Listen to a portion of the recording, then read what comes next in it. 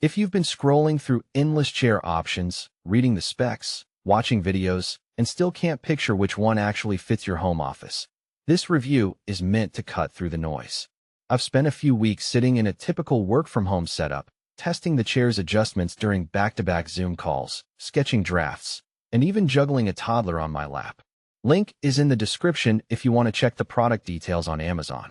What you'll hear next is less about glossy marketing language and more about what it feels like to have a chair that's supposed to move with you, and whether that promise holds up when the day stretches into overtime. First off, the gesture isn't marketed as a cheap, plug-and-play seat. Steelcase positions it as a workhorse built for people who constantly shift their posture. Think of developers who flip between a standing desk, a drafting table, and a regular desk, or writers who alternate between typing and leaning back to think. The core idea is a back and seat that synchronize, so when you recline the back, the seat slides forward a bit, maintaining thigh support. In practice, that means you can start the day with a forward-leaning posture for focused typing, then gradually ease back into a more relaxed angle for reading emails without feeling a gap between your hips and the seat. For me, that transition felt natural after a few minutes of tweaking the tension knob. The chair didn't snap back to a rigid position, which is something I've complained about with cheaper ergonomic models. Who should consider this chair?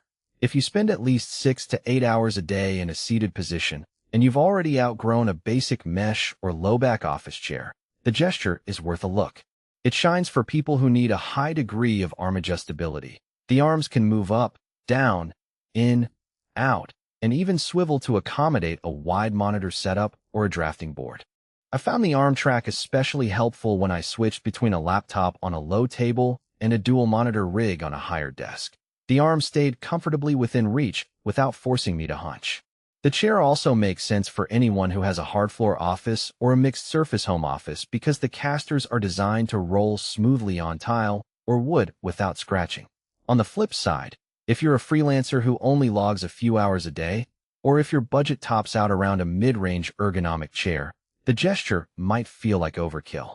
Its price point sits well above most consumer-grade options, and while the 12-year manufacturer warranty does give peace of mind, you'll still be committing a significant chunk of cash for a chair that you'll probably outgrow in a few years if your work style changes dramatically.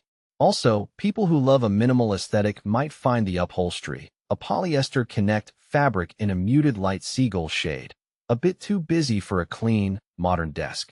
The fabric does hide wear better than mesh, but it isn't as breathable as a woven material. So if you tend to get hot during long calls, you'll notice that after a couple of hours. Now, let's talk about the practical strengths that show up after you've unpacked the box and tightened the bolts.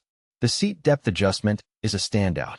Many office chairs lock you into a fixed seat length, which can be a problem for people with longer thighs. With the gesture, you can slide the seat forward or backward in a smooth rail, letting you keep your knees at a 90-degree angle while still reaching the backrest comfortably. In my daily routine, I set the seat deeper when I'm doing intensive typing sessions, and then pull it back a touch when I'm on a video call, preventing the slouch that creeps in after hours. Another real-world win is the tension control on the backrest. The dial lets you dial in how easily the back reclines, which matters if you have a lighter or heavier build. I'm on the heavier side, and the default setting felt a bit too loose. The back would swing back too quickly when I leaned. After a quick turn of the knob, the recline became more controlled, and the synchronized seat movement actually helped maintain pressure on my lower back, reducing the need to readjust every half hour. This level of fine-tuning is something you rarely get with budget chairs, where the recline is either stuck or too loose. Durability is a claim Steelcase leans on heavily, and in my case the chair held up well during a 2-week stress test.